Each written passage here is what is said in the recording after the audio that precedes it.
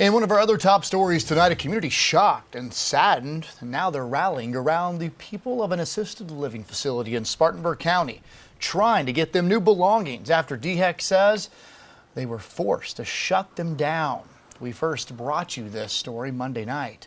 Now you're looking at the owner of Oak Ridge Community Care home in Inman. 58-year-old Daryl Mast is his name, and that is his mugshot after he was charged Monday by the South Carolina Attorney General's office with neglect and exploitation of vulnerable adults. All of this accusations being made at his facility. After an inspection February 14th, DHEC says they found that people living there weren't being cared for properly and took steps to shut it down.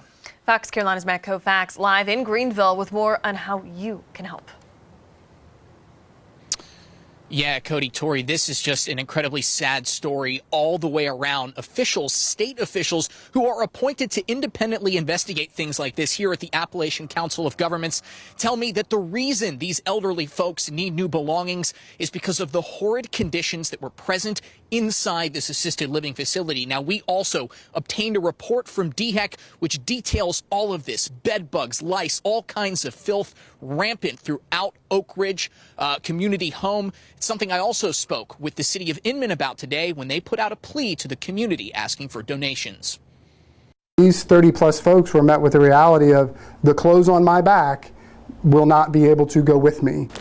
Already, the donations are flooding in for more than 30 residents of a now shut-down assisted living facility in Inman. Our cameras were rolling today as state and local officials evacuated elderly patients whom they say were living in appalling conditions at the Oak Ridge Community Care Home. There's a kind of a deep breath that's been taken by some of our folks who have seen that facility, knowing that they're now going somewhere where they're going to get the proper care that they should have been receiving over all this time. Inman City Administrator Joe Lanahan says local officials had known there may be issues at the facility owned by 58-year-old Daryl Mast for a while, but adds they felt they couldn't do anything until the AG's office stepped in and made it a criminal investigation. I would say there was a little bit of a disappointment that we weren't able to get onto this earlier. That's why he says they're mobilizing every local church, nonprofit, and individual to contribute anything from clothes, food, toiletries, and beyond.